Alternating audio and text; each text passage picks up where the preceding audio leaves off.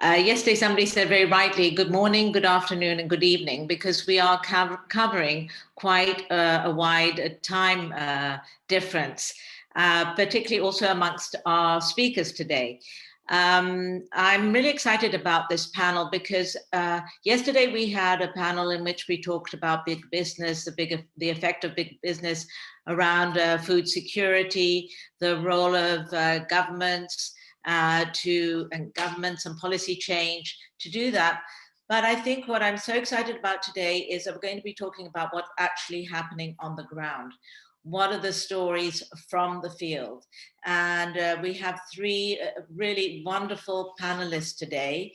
Dr. Patricia Mubeto-Muyamwa, who is our moderator and works for the Nature Conservancy organization. And I met her online because she was moderating a panel, and I said, okay, we need to have her with us on this event. And she very kindly introduced me to Dr. Musunda Mumba, and there we are, two panelists, wonderful panelists. But I have to say, Trina Moles is somebody very special because she was the very first person that we had approached when we first started organizing the conference almost 2 years ago. And Trina is a journalist, author, and her story is really, really engaging because she traveled the world to capture stories of rural women from all over the world. So I think that this is going to be a very, very rich and moving panel. And with no more ado, I pass it on to the panelists. I will come on at the end because there's one thing I want to ask you all to do, but let's get on with the conversation. And thank you all for being here today. Great. Good morning, good afternoon, good evening, everyone. Thanks, Atlanti, for that lovely welcome. And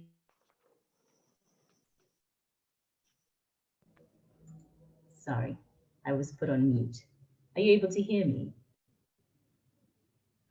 Perfect, great, thank you. So yes, greetings everybody, and thanks Atlanti for that warm introduction. My name is Patricia, as Atlanti shared.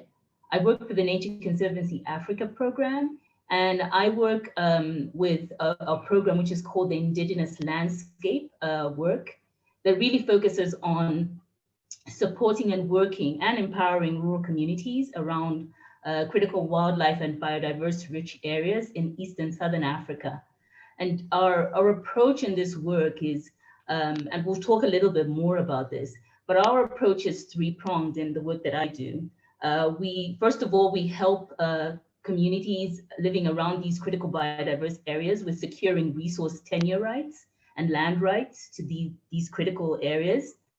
Secondly, we support them with leadership and management capacity to manage these landscapes that we help secure the rights to.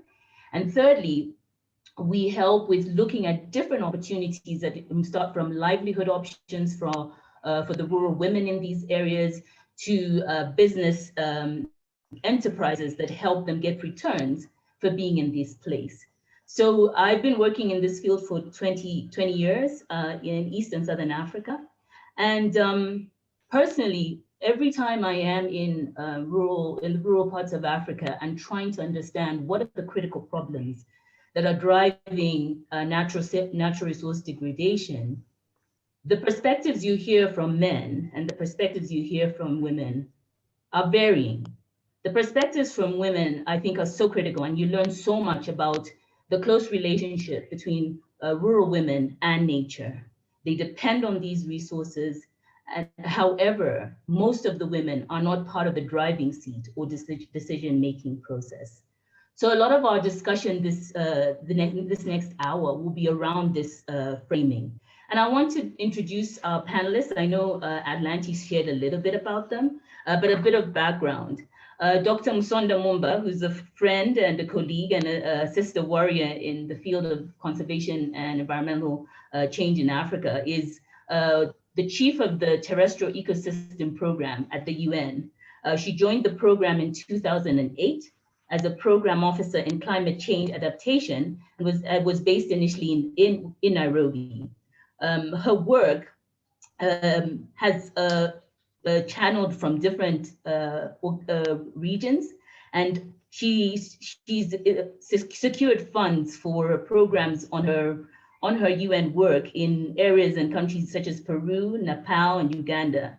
She has also been the UN's focal point person on mountains, and she has over 20 years of working experience at both scientific and political level on climate change adaptation, conservation, protected area management, and wetland ecology. Before working for the UN, Musonda worked for the Zambian government on the Ramsar WWF project, and her professional experience led her to work with several governments across the world, cutting across Africa, Asia, and Latin America. Welcome, Dr. Musonda Mumba. Thank you. Thank you. And Trina, as Atlanti shared, Trina Moores is an award-winning freelance writer and journalist and author with a passion for telling stories about social justice and environmental issues. Her first book, Women Who Dig, Farming Feminism and the Fight to Feed the World, was released in March 2018. This book has received critical praise from authors, scholars, and publications, including Raj Patel, who calls the book haunting, powerful, and important. Women Who Dig has been nominated for several awards, including the Best New Book of 2019 High Plains Literary Awards and Best Book of the 2018 Saxtra One Book Awards. I totally butchered that, and I apologize. Over the past 10 years, Trina has worked intimately with rural organizations and communities in Nicaragua, Guatemala, Cuba, Canada, and East Africa on human rights and grassroots development projects. With an academic background in cultural anthropology and international development, she focuses much of her research and writing on human rights education, food security, sustainable agriculture, and gender equality. I am honored and privileged to welcome you, Trina. Welcome to the session. Thank you so much. Great. So it's a wonderful honor to be with these amazing women. And I have a few questions that we'll have a conversation on. So let me start with Trina. Trina, what would you say are some of the major environmental, climate, and tenure impacts affecting rural women in Africa today? Thank you. And I just want to say it's such a privilege to be here today with you all and sharing space on the subject that we're all so passionate about and working so intimately with. The question of climate, environment, and land ownership really drove my research questions, whether that was in sub-Saharan Africa, Latin America, North America. These are issues that impact women living everywhere. But in the purpose of this discussion, I'm going to share with you some stories from southwestern Uganda, where I lived from 2013 to 2016, and wrote the majority of this book while living there, working with a small rural healthcare organization called the Chikezi Healthcare Foundation. And really, it was here that I met the Abahinji Mukazi, which they say in the local language of Ruchiga, which translates literally to the women who dig. And these were the women that inspired the themes of this book and the desire to learn more from women around the world about food production. Now, in southwestern Uganda, they call it the Switzerland of Africa, and it's because it's a very hilly area where indigenous farmers till and plant crops into the hillsides. The Bachiga ethnic group dwell here, and they call themselves the Abataka, which means the people of the soil. And small to subsistence scale farmers form the majority of the population in this area. It's a real bread basket. So they're growing primarily food crops to feed communities locally, regionally, nationally, and I'd argue internationally as well in the countries surrounding southwestern Uganda. And while the women I found really managed the majority of food production, so covering all aspects from tilling to planting, weeding, harvesting, and processing, really their labor was not valued in many senses, whether that's socially, certainly economically, the payoff from it. And some people argue that they weren't even farmers because what they did was considered so small scale. And that's a trend I found actually globally as well, that women are often not given the distinction of being called farmers. Now, what's in the name? A name is everything, of course. But arguably they were feeding their communities. They're feeding really a huge area around them. Growing primarily, where I found women-led agriculture, primarily women are growing food crops, and that food typically stays to feed their families and have an impact on local food security. Whereas men are often involved in cash crop agriculture, have larger access to markets and to be able for their food to go, a further distance, I suppose. Land in southwestern Uganda is patrilineal, so it's traditionally passed from fathers to sons, whereas girls would typically leave their families and marry into land.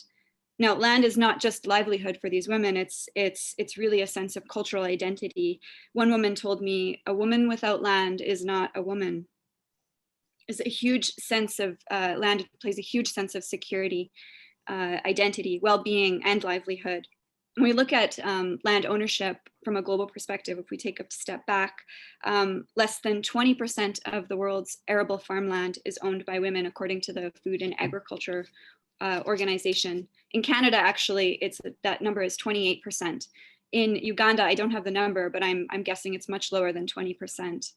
Now, that wasn't necessarily legal. I mean, women can legally own land in Uganda, but there's so many cultural barriers that prevent that. When I was in Uganda, they were discussing marital property rights, actually. So women having access to her husband's land and property, especially if she decides to leave that marriage or if that marriage dissolves. It's hugely important for rural women who depend on farming to feed their families. I encountered an older generation of women who told me, women don't own land. If a woman owned land, we'd think she'd bewitched her husband. But that attitude was certainly changing amongst a younger generation. And the pressures of capitalism and climate change on community is hugely changing things. For example, women's plots of land are typically small and scattered. They're maybe farming 2 to 3 acres of land, and those are distantly located from each other. So there's a huge amount of labor in simply walking and traveling to the land to manage it. As they're planting on steep slopes, it's hugely vulnerable to erosion, soil erosion, and wind erosion.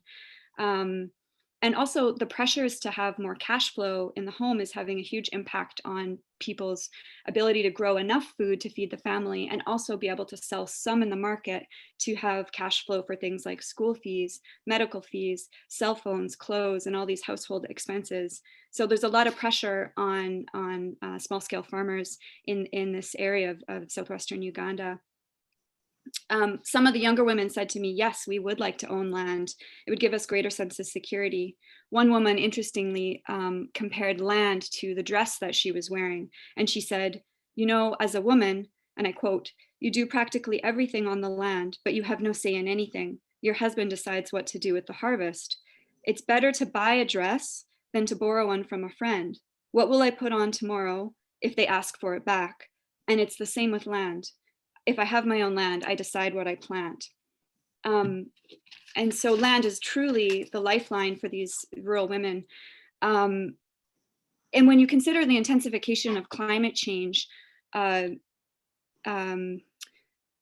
temperatures, all of this agriculture is primarily rain-fed agriculture. And so when you consider the intensification of climate change, it becomes increasingly difficult for women who don't have access to their own land.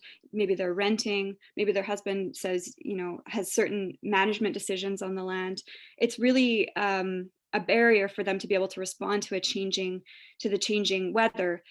For example, doing more long-term management amendments to the land, like terracing, so cutting sort of a series of stairs into the soil, or practicing agroforestry, where they're planting perennial crops like trees, and then in combination with food crops as well. These are all long-term management decisions, and if a woman does not have access to her own land, it becomes increasingly hard to implement those and to be able to respond to changing climate. And then just one last issue I just want to bring up, which I found in southwestern Uganda and arguably the world over, is there's a real disconnect between women food producers and access to markets. That's key. Women have very little purchasing power as farmers the world over. In Kabale, in southwestern Uganda, men would practice the cash crop agriculture and have more access to that, whereas women focused on the food crops. But I did meet a growing number of younger women that wanted into that market as well.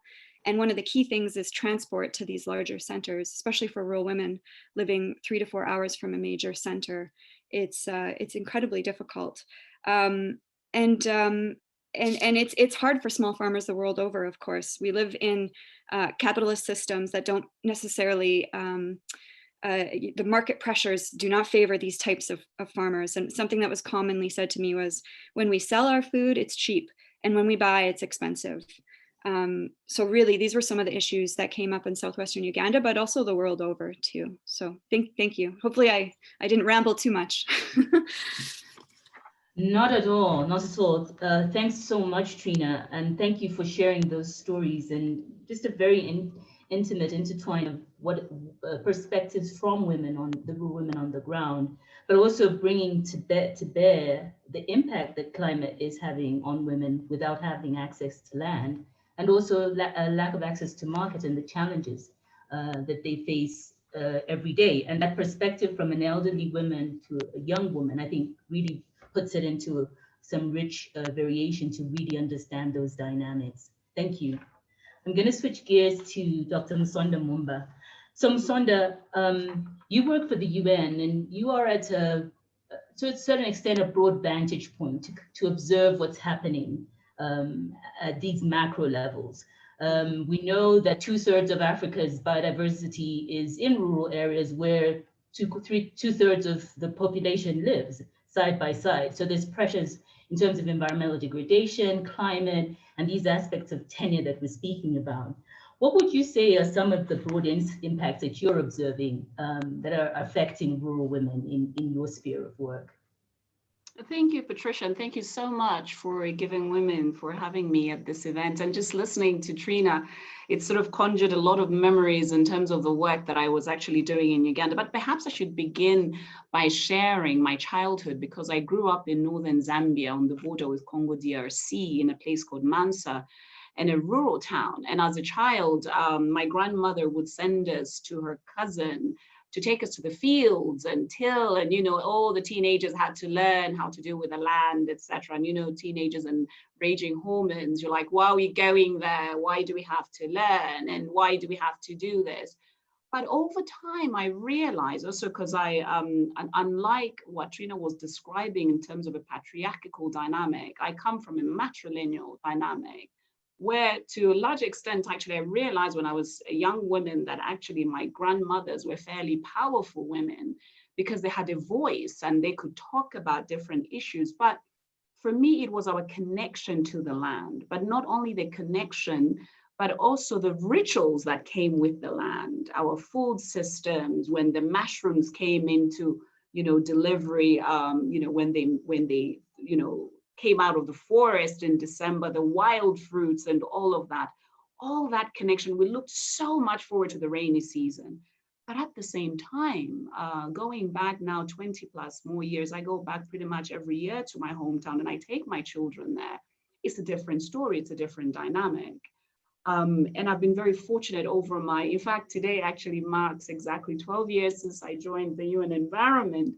So it's been very special in the sense that I've traveled the breadth and length of this continent in Francophone Africa, Lusophone Africa, Anglophone Africa. And what you see is a common story around women, especially within patriarchal systems and around the issues of tenure. Now, I've been working on climate change related issues, climate change adaptation. And so when we talk about resilience building, we're also talking about restoration for degraded spaces.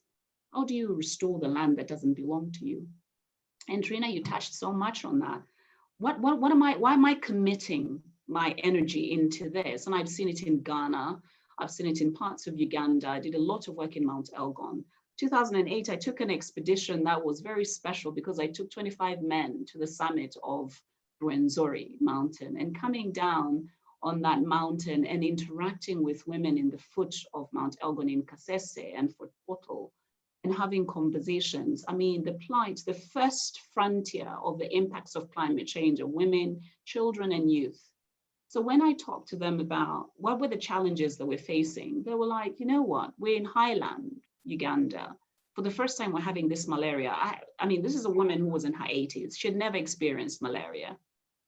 And so she has to figure out, does she move from where she's married, or does she go back to somewhere else? And so we begin to see this interaction, this shift, this change that's happening across the African continent. And just look at the story of Mozambique, for example. My background is in wetland ecology. And when I was doing a lot of work in Marumeo, which is really the frontier as the floodplain starts to enter the Indian Ocean, I was talking to women, why are you settling in the floodplain? Well, it's the only place we can actually have our land.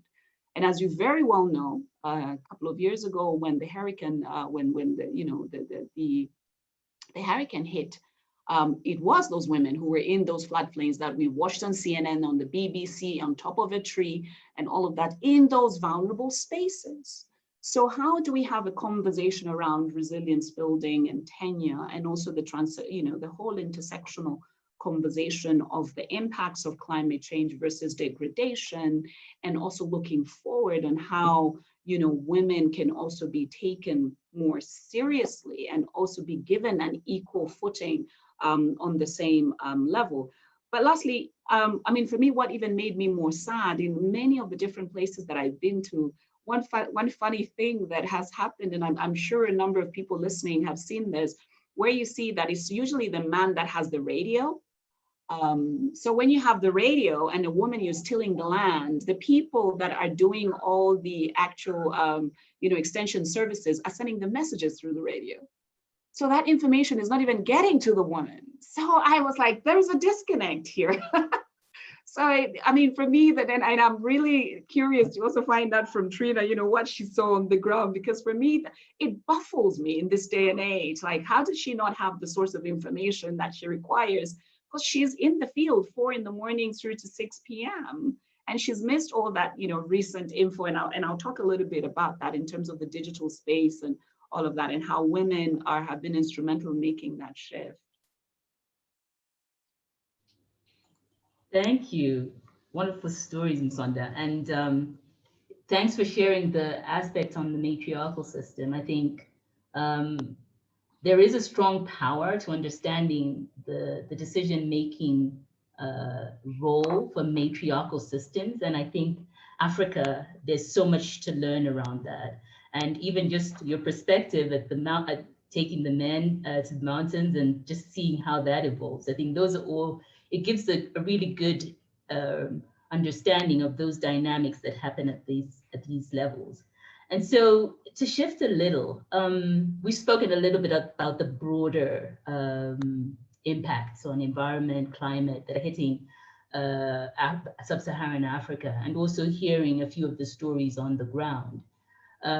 The work I do, a lot of what we are learning as we do our community work with communities and indigenous communities in Africa is when we create projects on the ground, it's so critical that they're co-created with women in the front line. We've been in meetings where when you go and introduce a project, I pay attention to who's in the room. Having women in the room is critical. And if you can't get them in the room, have a place where they could be part of the co-creation. Because a project designed from a male perspective and one designed from a female perspective is completely different in a natural resource scape. But one that's integrated, I think, is so powerful and really important to learn from.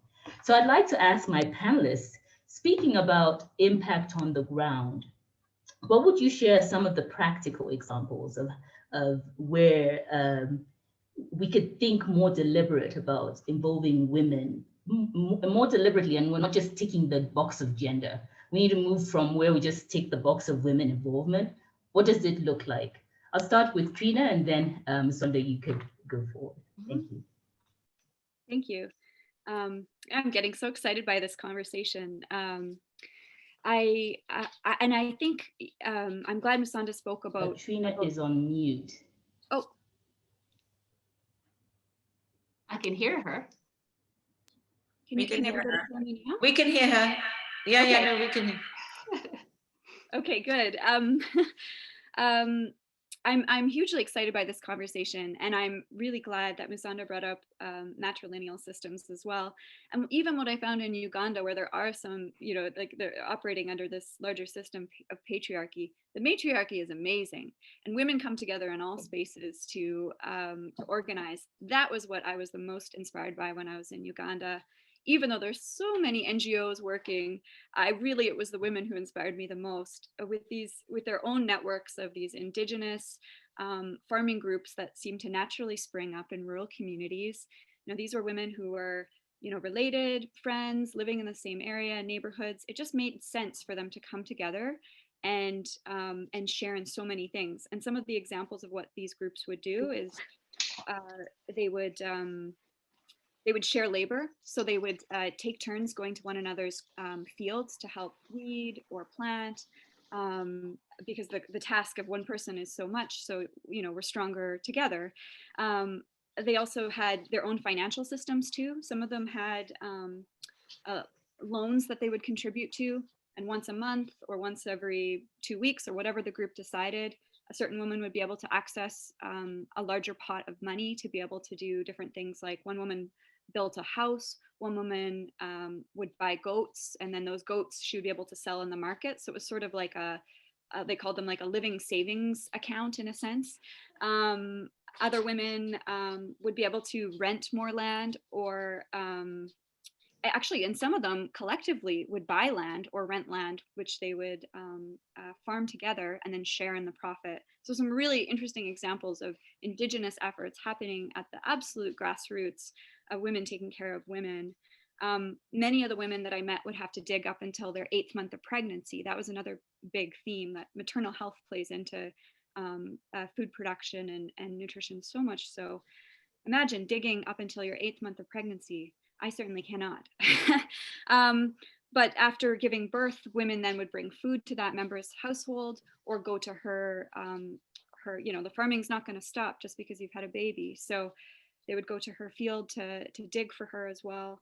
So some really incredible examples. That concept of intergenerational learning was huge. So you'd have older members of the group being able to share, say, farming methods or food processing methods, or offering social and emotional support to one another.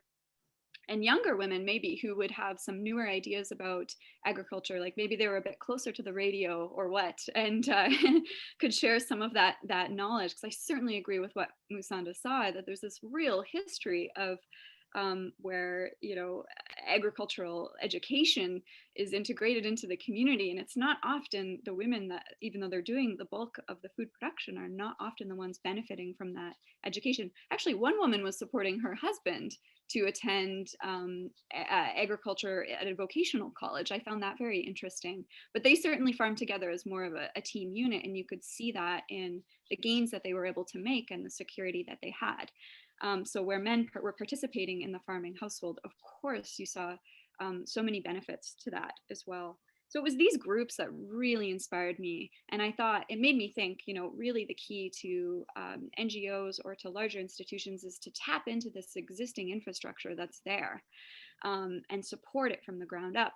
There's a real history of introducing ideas that are not from the community, and of course those decisions or those projects are sort of doomed to fail inevitably, and some women even were quite skeptical of them, to be honest. The microloan system, some women had terrible experiences with, but when this is happening, when the organization is happening at the ground roots, and that organizations and institutions can tap into that, that's where I really think there's going to be success, and that's what makes me feel the most hopeful. So I really want to pick up a bit of what you say about the village. I mean, the Shia village, the power of the Shia village. That for me is really what I absolutely love about the dynamics, what I've seen this sort of with the change. Yeah, sorry, Patricia.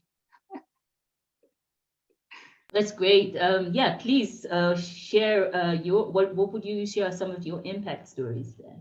Yeah, no, I mean, I've worked in so many communities, I tell you, and that now that I'm kind of looking, from the outside, I have way too many stories. But just listening into what Trina was saying, for me, it's these stories from the community and how innovative and just um, how women plunge to figure out what solutions they can have for their communities, what works for them. And I think you used the right word, how you can co-create.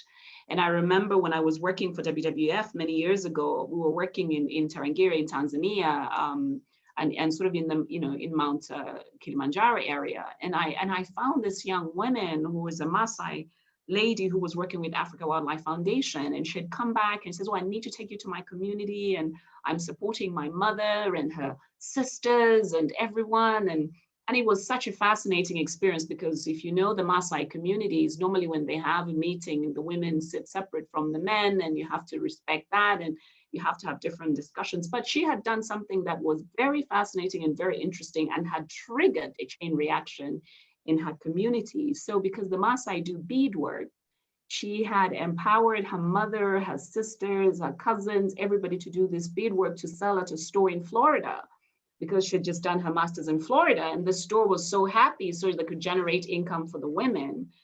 And it was incredible, because I remember just meeting with the men, and they were so angry. They were like, these women are so now empowered. They think they're powerful. They're making money. Oh, we don't like this. Your project is bringing some of these, traditional changes. Except you have to realize that in this particular culture, and what this woman Gertrude was telling me was, look, Musonda, we are younger, our value is less than the cow. So this is problematic. I have to figure out a solution for my community. Times have changed, and we're more sedentary than we're pastoral. Of course, we are moving, but and also the land has, gotten smaller and smaller, where we migrate to, etc. And it was fascinating to watch this. And of course, how do you, as an outsider, go in there without having to be the one that interferes with that? And for me, what I found fascinating, it was her initiative. And she had to speak to the elders and basically, let the elders know that this is our initiative. This is my mother's and my aunties, and this is their initiative. And they need the resources to be able, should any one of us be unwell, we can be able to take someone to a hospital or a child, etc. And I was fascinated by this, because the shift and change started within that community. And then as we were talking as a conservation organization, and also realizing some of the challenges that we're having with some of the protected area management, etc. But I also want to add that, one of the things I've written a lot about is this power of these she villages, and how women come together to figure out a solution, not just for fellow women, but for their collective community. And it's great to hear a story of how this woman is actually getting resources to support her husband to get the training, or maybe her son, etc. There's a way in which women anywhere, whether it be it's in indigenous people's work that I've done in Peru or in Nepal or in different places, I've seen how women come together for the collective and then for the community. And so for me, I see this as the power of transformation. And you're right to say that it's the younger women sometimes that suggest such, dramatic shifts and dramatic changes. And I've been talking to a few female activists now that we have the pandemic, what's happening in your communities, how is it going? And the stories are just amazing. And I'm hopeful for that. Great. And change, I think it's important to embrace change. Cultures are evolving, and I think with the pandemic and these really large shifts in the system, what may have been a norm begins to change. And so communities are adapting to that. And like the stories we're hearing, you see where mostly it's male dominated. When you give women the space, and even in our work in the Nature Conservancy in Northern Kenya, Sondra, you spoke about Maasai communities. We've got a program where women have been given their space to do beadworks and get their traditional beads to the market.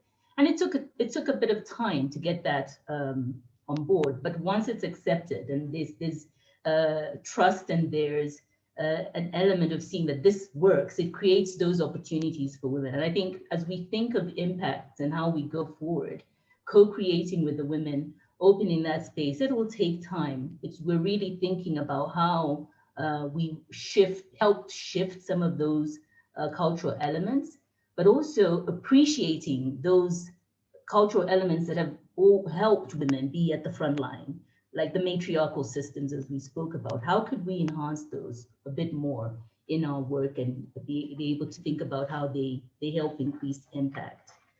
So I'm going to move to our last session of the moderated piece, because I'd like to open it up to the audience. And so audience, please keep your questions, please put your questions on the chat, and I will take them as they come and share to the particular panelist. And so in the final aspects of our discussion, ladies, what are you hopeful about? How can we practically address the impacts women are facing from both your vantage points? What should we be thinking about differently, especially where COVID has taught us a lot? How could we do better conservation to involve women going forward? I'll start with Musonda, then move to Trina. I'm going to switch the thank you. Thank you, Patricia. You know what? I just want to let people know that it took a woman from Latin America to present a UN General Assembly resolution last year in March. Lina Paul from El Salvador presented the first ever General Assembly resolution on the UN Decade on Ecosystem Restoration. And it was just the most special. And those of you who know multilateral processes, review, voting, changing, etc. But this particular resolution went through without many glitches, and it was passed as a General Assembly resolution on restoration. And it's amazing the movement that has moved and enhanced. Who are at the front line of degradation? Women, children, and young people.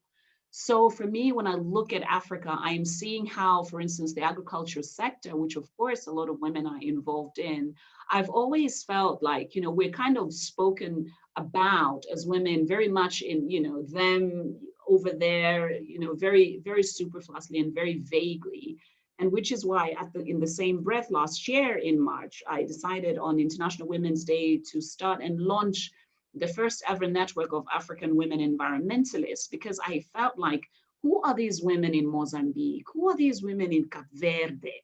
What do they actually look like? What are they doing about restoration? What are their stories? What are these intergenerational stories? And it's been amazing drawing through all of this. And what I'm hopeful about is that leadership does not necessarily need to come from someone who's voted in. Leadership comes from the young people who are voicing their angst, their rage, their concerns about Mother Earth, and saying, why? What has happened here? And what can we do differently? And lastly, but not the least, I mean, last week I was just invited to an AI, an artificial intelligence center here in Nairobi. I walked into this lab and there were like 25 women. I'm like, whoa, what are these women working on? Animation, stories on environment, banks, like, you know, those community banks that Trina talked about. How do we gather data from mobile technology and assess that data and make sure that that data informs the decision and investments that governments are making?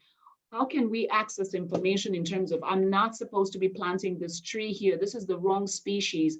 We are now in a 1.5 degree climatic shift zone. What else can I plant? What should I do? Let me not plant Eucalyptus grandis. Let me plant Prunus africana because it's medicinal, it's useful, it's relevant for my people.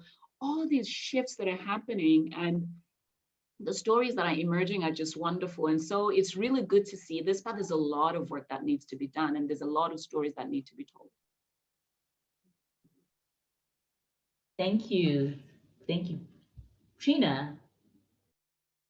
Yes, thank you. No, I'm excited to jump off what Musonda was saying. And yeah, for me, it comes all, what makes me hopeful is it comes down to the stories of the food producers themselves.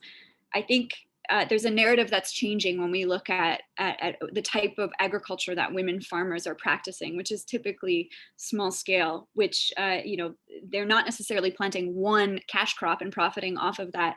They're planting and managing biodiverse systems that some research is showing those types of systems are actually more resilient to the effects of climate change than larger scale agriculture with a monocrop, which is incredibly vulnerable to pests, disease, crop failure, whatnot.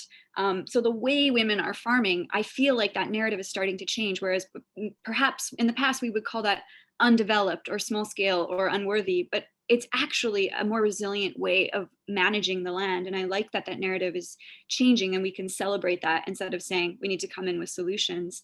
If we think of women as co-creators, I think anything is possible, really, especially with the integration of the AI technology that Ms. Sanda is talking about. How do we get technology into the hands of women to implement some of these ideas in integration with their traditional systems or indigenous systems of planting? Women are really indigenous seed stewards.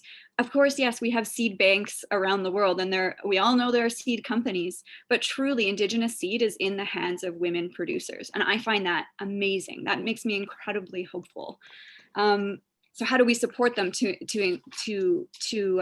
ensure that those seeds and that biodiversity is protected and preserved?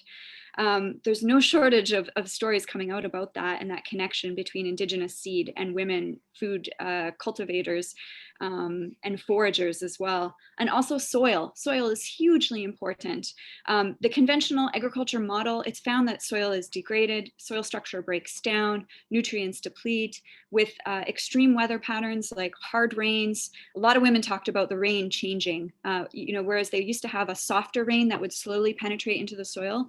Now farmers are seeing sudden downpours, which can be incredibly damaging to soil nutrients and structures. So these small biodiverse systems where they're using organic methods, organic soil holds more moisture, holds more nutrients, practicing agroforestry, so more perennial crops in the ground as opposed to constantly the cycle of harvesting a crop, tilling. It can be incredibly damaging to soil structure. If women are practicing agroforestry, keeping water in the soil, keeping nutrients in the soil, I truly believe women are stewarding this type of agriculture. And I saw it not only in Uganda, but I saw it in all of the places where I did research. So that makes me incredibly hopeful. And also this changing narrative that instead of saying, these women are underdeveloped and we need to support them. Yes, we need to support them, but also they're experts and we can learn from them. This knowledge is hugely important right now. And I do see the shift happening. So that makes me incredibly hopeful. Fantastic. Thank you, ladies. Thank you so much for your rich knowledge and your experiences and your stories. Incredibly powerful. I'm going to open up to the panelists. And so there are a few questions. The first one, and either of you could take it. Can the panelists talk more about supporting women through cultural disruption? I have also seen women, this is from Heather Tallis, sorry. So Heather's asking that she's seen women in Latin America take up natural resource management leadership and have strong pushback from men in their community, including their husbands and fathers. How can these women be fully supported? Anyone could take it. Yeah, let me respond actually to both the questions because Stephanie and Heather actually kind of related. I mean, the work that we've been doing in the Sahel, it's a classic case where a lot of the young men and the older men left. I mean, migration to Europe, most of them dying at sea, and the tragedy of all of that, which has left these, communities and villages predominantly female. And then, of course, the power dynamic shifts. And so what I've seen, not just also, I mean, like Senegal or Mali, and particularly here in East Africa, in Mount Elgon, for example, is there's women who are busy tilling the land and the husband is up, in the capital city working. And when the decision has to be made, she's like, oh, I need to text him and find out if that's agreeable. We're not sure. That has been problematic. But perhaps let me speak to my personal experience. The fact that, our spaces and food systems in particular are very traditional and also very ceremonial. So men, for instance, in my culture, my Bemba culture, and Patricia is familiar with that, is that obviously when we have ceremonies like a birthing, or we have ceremonies like a marriage, or even a funeral, we depend on these food systems. There's specific, for example, when I was having my children, specific herbs have to be used to bath me, to get me stronger, for me to breastfeed, and specific vegetables, etc., most of which are coming from the land. When men began to understand the relevance and importance of this land, it's a totally different respect, because there's all these rituals and cultural norms that are, so they're not siloed spaces, they're very interconnected spaces. You can tell a man, so you're not going to have the marriage because that vegetable is not in season. Oh, there's going to be a disaster. They'd have to wait for some, and they would see the relevance, because the women are responsible for those rituals. So these cultural disruptions have happened, and I think there's also an element of decolonization that also has to happen, because people have gone to cities and different kind of education and understanding that has created a level of complexity. How do we go back to understanding some of these norms that have shifted over the last 50 years? And it's an intergenerational conversation that needs to happen. Yeah, I'll jump. Go ahead, Trina. Yeah, I was just going to jump in on the concept of the intergenerational. That came up when I was interviewing the women's groups as well, because you'd have older members maybe that would say, we have enough issues to deal with already. We don't need to own land. And I wonder if behind that was sort of like this exasperation of like, life is hard enough. Do we really need to push forth this concept of women having marital property rights, or women being able to own land, when we're already dealing with so many other burdens? And then I think the other layer that comes up too is the reality of worldwide gender-based violence, and there's a real fear there to push the envelope too much, especially if it's going to cause you physical harm. So it's incredibly complex, but I think that intergenerational bit is really key, where you have younger women and older women coming together to sort of negotiate these huge cultural shifts. What are the strategies? I mean, in India, for example, I looked at how, women took to the streets. And so I really think it depends on where you are and, what the conversation, what the climate is amongst women. How do we support them? Again, really have to listen to the grassroots, and what kind of movement is going to take place, if any. Is it a quieter, more subtle shift over time, or is it, we're going to organize and come together? So I think it's really about listening to those grassroots voices, I think, to best support women in cultural shifts. Thank you, ladies. This question is from Stephanie. So in many countries or parts of countries, men leave to work across the border or in the cities, leaving women and children in the villages to manage all aspects of agriculture. Does that have an impact or shift in the cultural norms? So feel free, whoever wants to jump in there. Yeah, I think I alluded to that when I mentioned the Mount Elgon story, where the men obviously have left. I mean, this we've also seen in a lot of the Shia producing regions. For example, when you look at Western Uganda, or even sort of in other northern bits where Shia is grown, or in Ghana. When women have remained, and then suddenly there's a realization that they're actually making money from their natural resources, there's also that power dynamic also kind of kicks in, and also brings about a level of complexity in this. And I think this is why a lot of different female-led organizations are going into some of these communities to have a conversation about value chains, valuing your products, women having to understand all of that, even when their men are not there. And also the potential challenges should they see that, oh, you're making money from shea butter. How is it that this is even possible? I also want to respond. There's another question that's referring to the FAO issue. Well, we're actually in the decade of family farming, and Trina actually talked about this. When we talk about farming, it's not predominantly a female-led, it's a family-led. So your cousins, your sisters, it's what I experienced as a child. In fact, I kept telling a lot of my friends in university, and they looked at me very strange, because I went to university much older, into the city when I was older, but I had seen a monoculture for the first time in my late teens, and it freaked me out. And I'm like, what is that? Or why are they growing all that maize together? That whole complexity. But I remember my male cousins and my uncles also being involved in the growing of food and talking about these different food systems, etc. So it's really a collective. And I think for me now, And I'll share an article a little bit later, perhaps Atlanta, you can share that with all the participants. I've been working very closely with the Queen of Buganda, the Nabagereka, to really talk about, here she is within a royal establishment that is kind of, also very culturally complex, but she's talking about value systems, Ubuntu, Ubuntu Bulamu. What does that actually mean? How can everyone be involved? And how can, within the space of modernity, we can start talking about our traditional food systems and why they matter and why agroecology matters.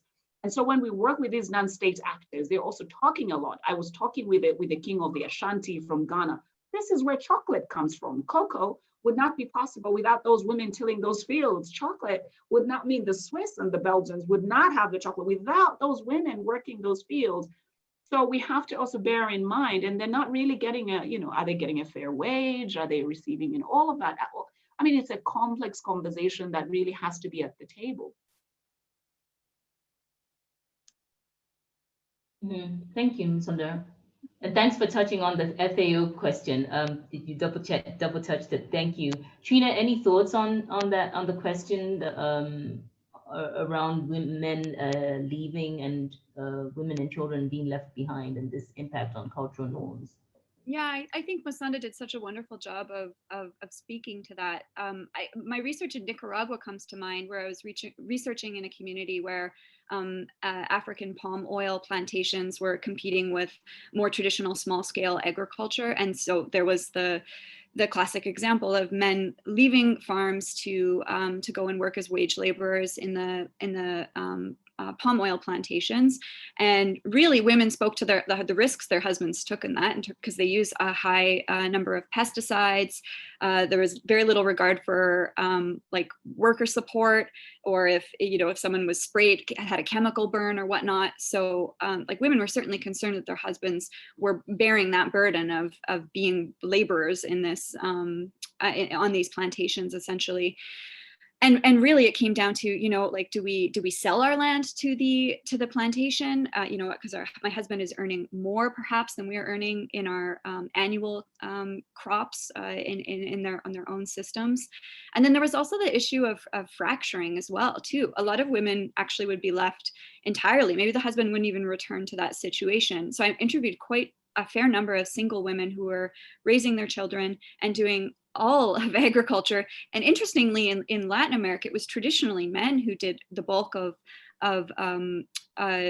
indigenous farming, whereas women would focus more on food processing and all the domestic responsibilities in the home. So now they're taking on a double burden essentially, and some men never even return to their home situation. So it's really interesting to look at how large scale development projects economic projects and cash crop agriculture really impacts and potentially fractures the family strength, I guess, on the home and on the farm. Mm-hmm. Thank you. Yeah. And so I think we've got about 3 minutes. Lantia, how are we doing on time? Before I wind down the session, there's one last question. Yes, let's do the one last question, and then I'll. Great. Thank you. Perfect. So we've spoken a lot about from the women's side, and we can't do without empowering and thinking about the men as well. Part of the shift has to come to how we approach our programs from the men's side. And I think this is a great question that talks about it. So this is from Anna. So to add to this question, as well as women being supported, how can the cultural beliefs that husbands and fathers may hold that discourage women from being seen as farmers or entrepreneurs be challenged? How can men be educated to understand the benefits of having women involved in economic life? Final thoughts, ladies. My final thought on that, I mean, when we look at the shea butter industry, for example, I mean, I've met the most incredible women who are not just in the processing of the, the nut itself, but also creating products, for anyone who uses L'Oreal or other products and other lip balms that have shea. You have to bear in mind that there's a woman out there who's thinking through some of these products. And when you go to Ghana in the airport, or even in Kampala, in Entebbe airport, actually, you see all these amazing dainty products and soaps and beautiful things. Men are beginning to realize the value of these products that women create. And I think it goes back to Trina's point, saying that, you know, we're innovative. There's so much creation, there's so much experimentation in creating these beautiful products that are so wonderful and so relevant that have even ended up in the world cosmetic industry. I think the moment that we also begin to challenge some of these norms of, I mean, I was very fortunate that my father was me and my twin sister's champion. We are his oldest children. And he was like, go, go, go. It was never, you know, me against our brothers or etc. And that has been such a problem in many cultures and across Africa, very common. It's the boys who get, you know, they're supposed to be the ones making the money or whatever. So when we see the women making the money, it's a totally different story. So, but that is changing. That is changing. Fathers who've ended up having 6 daughters and they've been waiting for that son. I've just had to come to a reality check and say, well, go, go, go and be the women you want to be. And that's amazing. I think that's amazing. Yeah, I'll jump in. I think I agree. It's happening. It's happening maybe slowly. Maybe we can't always see it. But my one Ugandan colleague, and she has the last word in my book. And she said, because there were moments of exasperation of doing this research where you think some of these stories are so horrific and the barriers that women are up against. But she says, you know, Trina, women are they're like the river, you know, you can't, a great wide river. You can't always see the current, you know. It looks slow on the surface, but there's this incredible force beneath, and women can really, you know, wear down any obstacle, and it's happening, and men are participating in it. And I think this is the real value of storytelling, is that, you know, we can say, I mean, I interviewed a woman who left in Uganda, and she left an abusive situation, and she went back to her family, which was traditionally a no-no. It would be very taboo to do that. And they gave her land to farm. So it is shifting, and daughters are inheriting land now. I've spoken with families who said, absolutely, both our sons and our daughters will inherit land. The culture is shifting everywhere. And I think, again, the key for organizations and for institutions is to tap into those stories and to find ways to support. You know, it's about education, it's about equity, and it's about, agriculture is so little about actually planting, and it's more about the social spheres that influence that. You know, how do we support men and women in having more equitable access to healthcare, to education? All of these things will take the burden off of food producers. And I think, you know, champion gender equality, and for all genders to get on board, essentially. So, but the power of storytelling, I think that's really what's key, is surfacing these grassroots stories. And anyways, I'll end on that very hopeful note. So thank you. I mean, just a final word. I just want to thank so many, you know, human rights women across the continent, land rights, etc. It's because of those voices that I've been able to own land. And I own quite a fair bit of it, thankfully.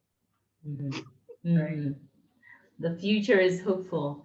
Thank you so much. Thank you so much, ladies. It's been an honor and a privilege. And thank you for making this session rich and powerful and inspiring. And you saw the comments. We've been on a lot of Zoom calls. And what COVID has told us is we've got to share those stories. We cannot be designing programs through these technical heads. We need to move away from ticking boxes. What does it look like? And you shared those stories and really appreciate it. I'm going to end here. Thank you so much to the panelists. Thank you so much to the participants. It's been an honor and privilege to be part of this session. I will now hand over to Atlanti to close the session. Thank you.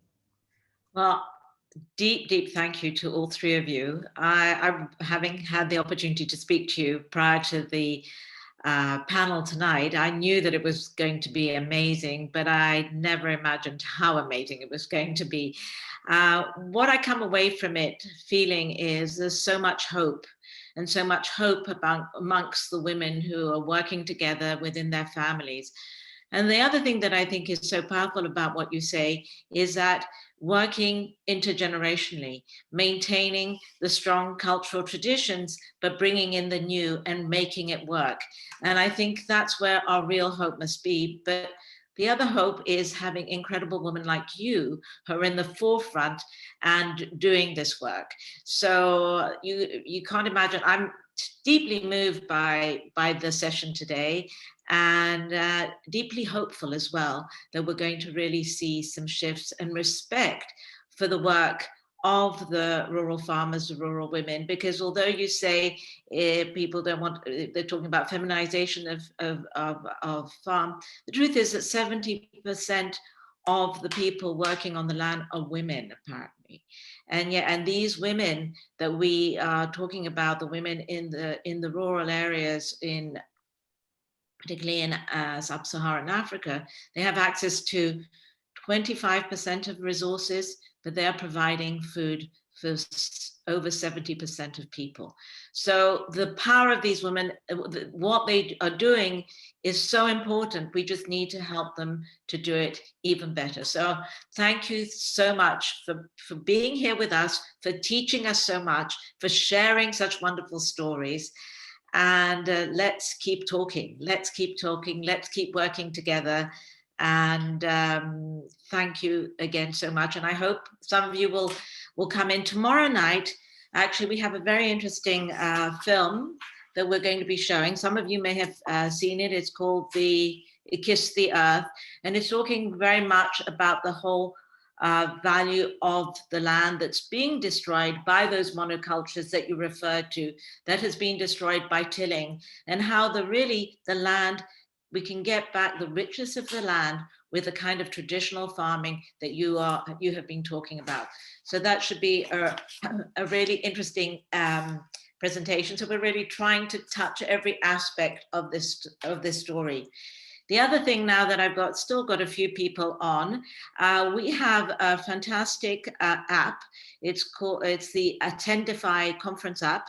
You can download it from your app store. It's called Attendify, and then you go onto it for Giving Women Conference 2020. We would love you to upload some of that information that you have there. We have a section which has amazing articles, films, really a lot of material around this subject. So if you could all add to it, go to it, refer to it. It's a way that we're going to stay connected. It's a way that we can communicate with each other. So really, for us at Giving Women, this conference is not an end in itself. It's the beginning of a journey for all of us to work together to see the improvements in this world that we really want to see. So I'm reaching out to all of you, all the people that I can't see because I'm only seeing the speakers here.